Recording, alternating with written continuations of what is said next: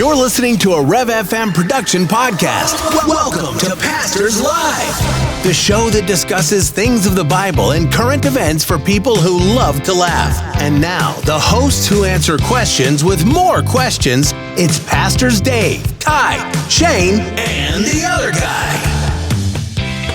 Hey everybody, it's Pastors Live. It's Thursday, it's April 25th, and you know what? We are 2 days away from the Resolve Men's Conference, brought to you by Revelation Radio, The Rev at 88.7, 90.1, and 90.3 throughout the Valley. His music, his word. I'm sorry, Gary's not here, so I figured I'd throw that out there. So, but also for Watersprings Church, we've got some great guys in the studio today. We've got Benjamin. He's doing our engineering. He's the other engineer. Thank you, Ben. So thanks, Love buddy. you, Who's the other engineer then? I have no idea. It's, we'll find getting one. replaced as the other. Now I'm the other. You're just the other engineer. Okay, fine. Getting demoted. You're over the here. other engineer. You're the other engineer, not the other. Sorry, that's Steve. Steve's the other guy. So I'm sorry. Steve was across from me. So hey, Steve, Hi, how you Steve. doing? Howdy. All right. So How's it going, man? It's going. Good. How's baseball season? I'm enjoying it. Yeah. Phillies are doing really well. Yeah. So that's all that matters, Dave. I don't care about the Dodgers. Well, apparently the Dodgers don't care about the Dodgers. So The Dodgers are spending more money than any other team on the planet for anything, and not winning. They're not winning. Wow. Yeah, like they're spending more money than NASA trying to figure out how we can put life on Mars. And they just need the life on the mound. That's all we need. So yeah, that's sad. So, by the way, that means we also have Dave in the studio today. Hey, God bless you guys. And we also have Steve, Dave, That's Shane. me. So you could say It's turning into our dads now. For the longest time, I thought my name was David. You're Steve, Shane. Shane, I'm so sorry, man. It's good, dude. I've had it my whole life.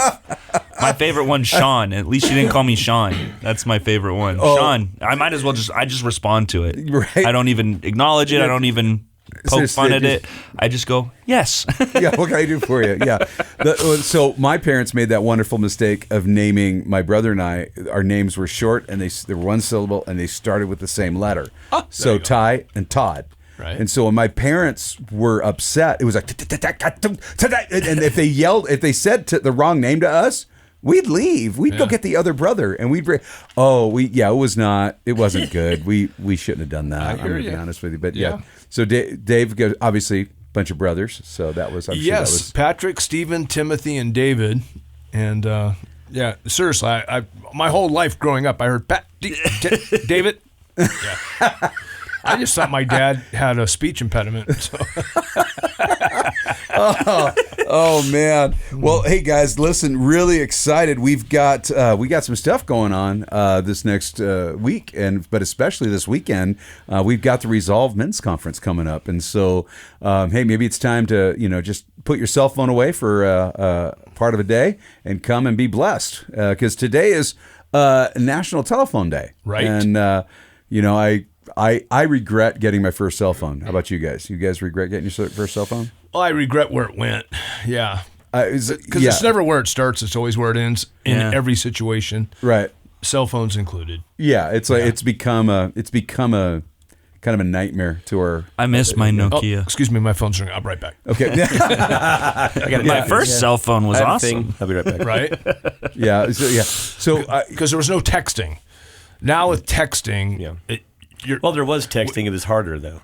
Well, no, not in the first cell, like the Nokia brick. Oh yeah, the bricks. No. Yeah, and then texting came later, right? Yeah. And so now when you're with someone, you're at supper, or like if I'd take one of my boys out and say, "Come on, it's just me and you, man. Take you and the old man. We're gonna go get a steak or whatever."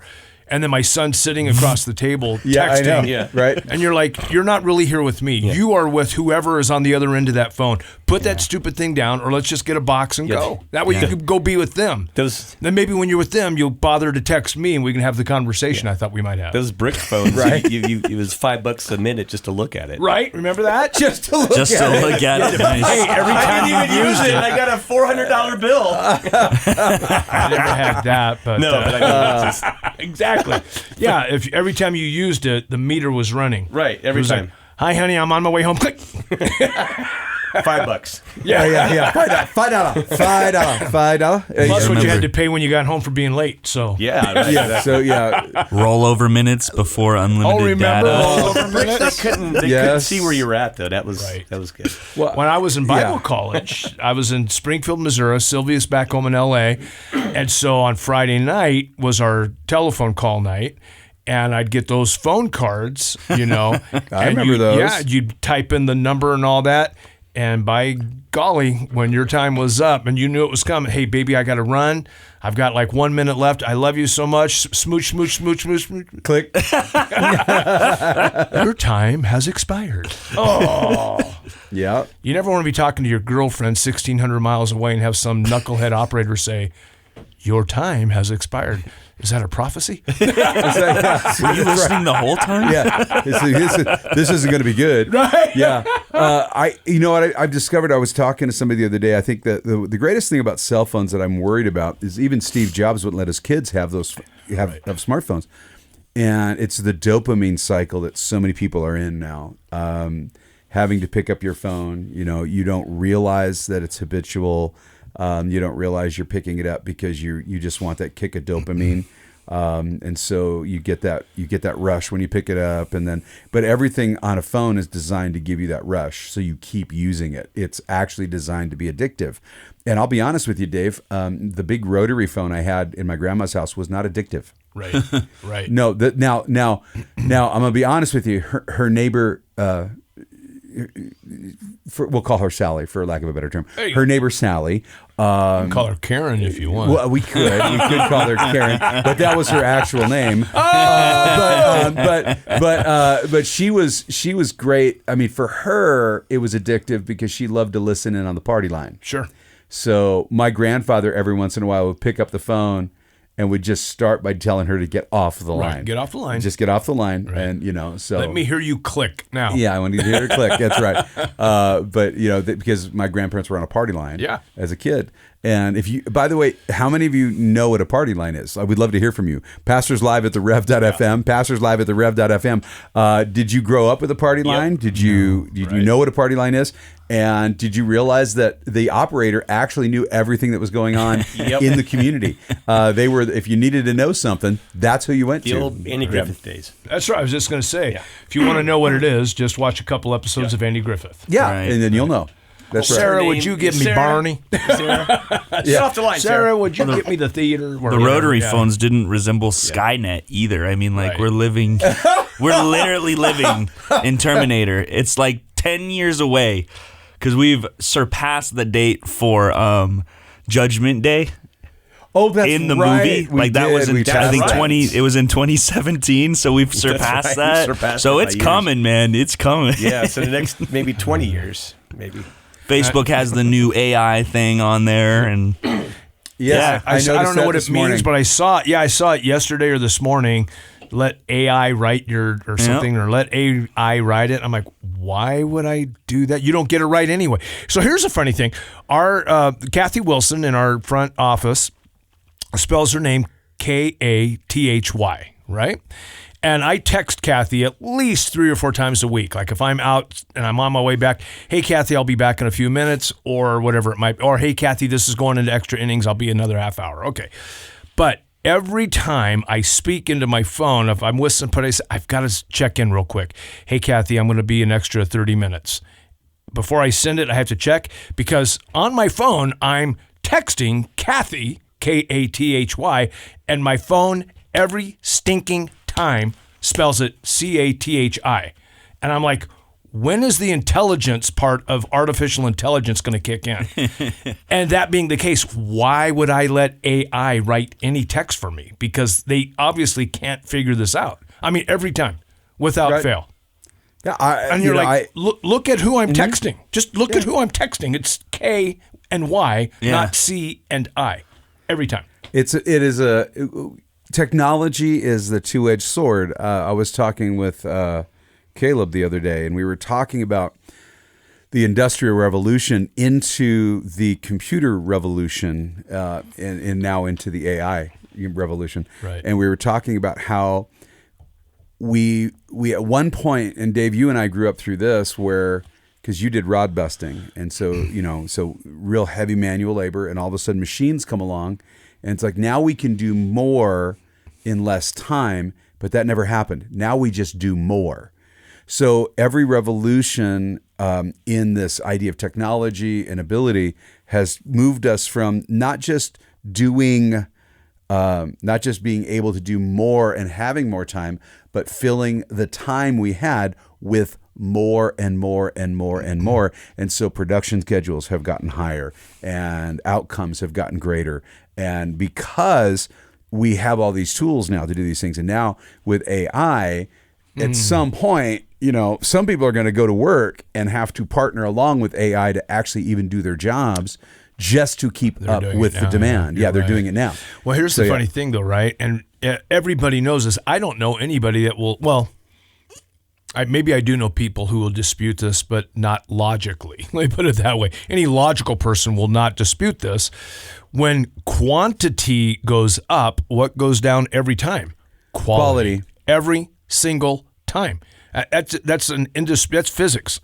Especially that's with just AI, reality. because AI runs off of one database, and the more people that use it, the less processing power there is to go. Thank you. So now that it's become commodified, so many people are using it, the quality has completely been shot. That's exactly right. It's just commodified? It is. What, a homeschooler?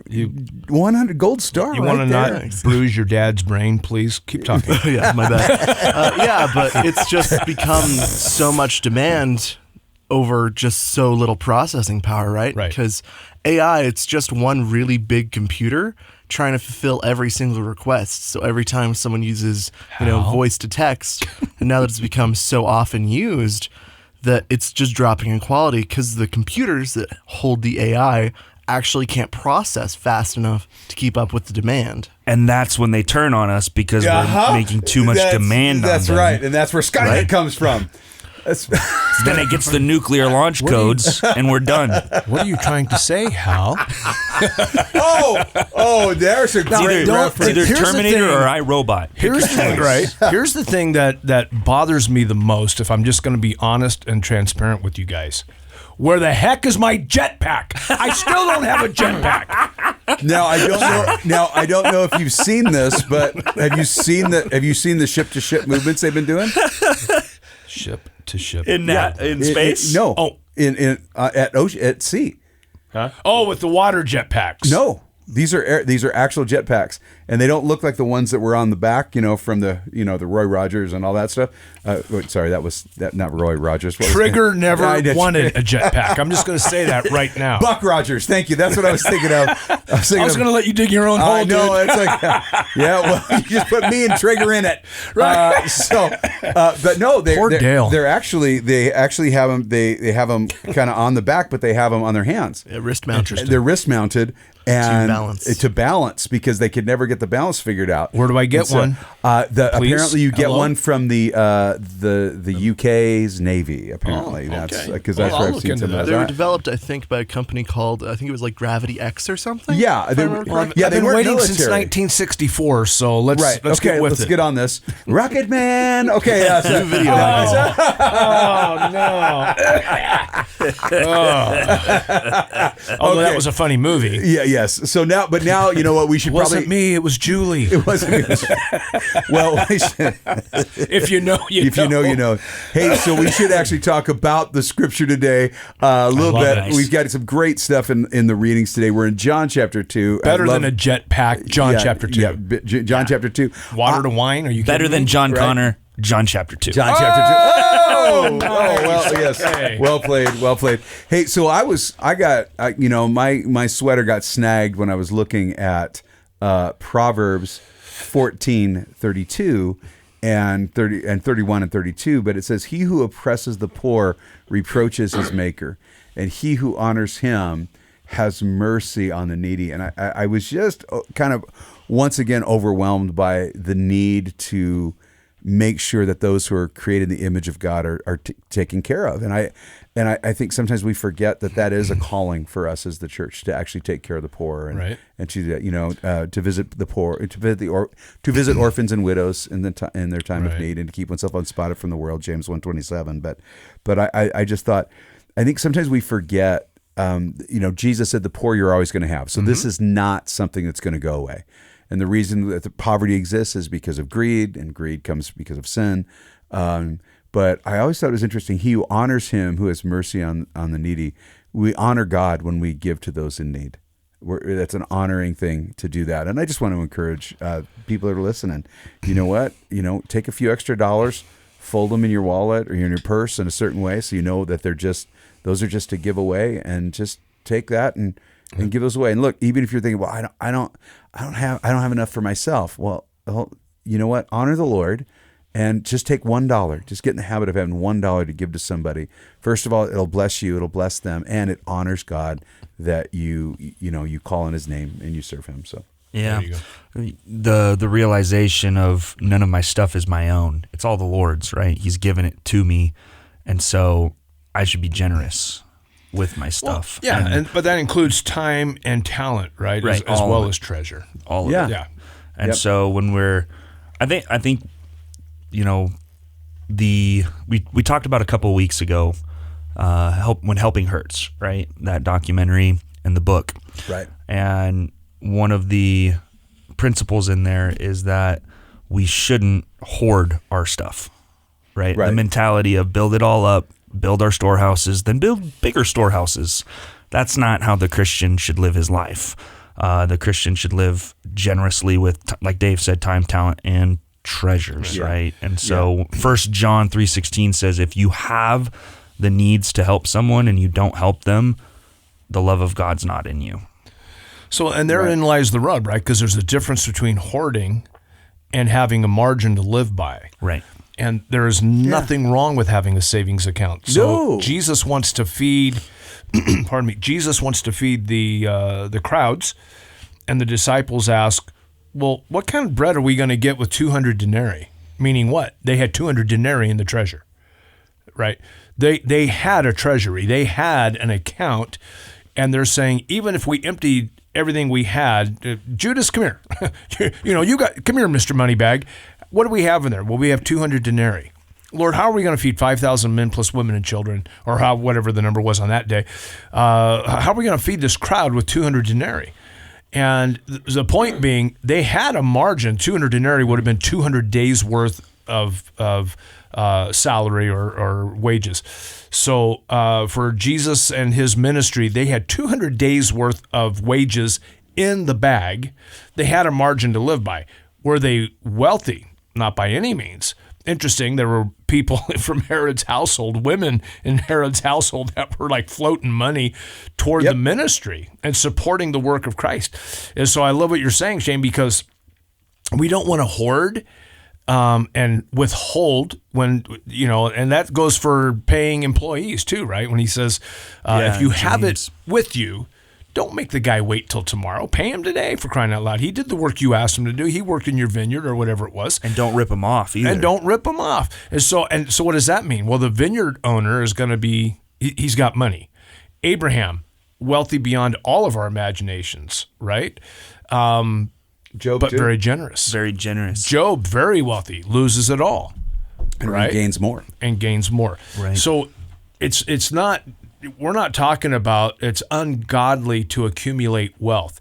It's ungodly to accumulate wealth and withhold when you have it with you to be generous. And what Pastor Ty is recommending, and I love it, is be intentional about being generous. Set it aside to be generous. Right. I love that. And that's where God says, test me, right? When you're generous, man, and you give to me, and you use your resources for my kingdom's sake, he says, I'll make it rain.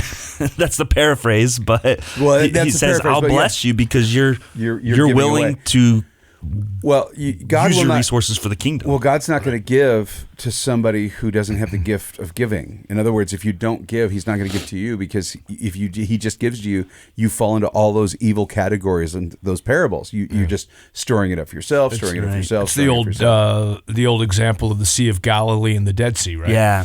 Both being fed by the same river, the Jordan, right around the Sea of Galilee. Ty and I have been there. Life.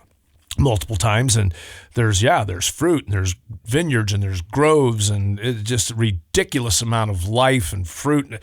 They're the fourth leading exporter of citrus fruit in the world, this little state of Israel, and they have jet planes leaving Israel every day full of roses to go around the world, and that all from that area, right? But then you get to the Dead Sea, where there is no outlet, and it's just death. There's no life.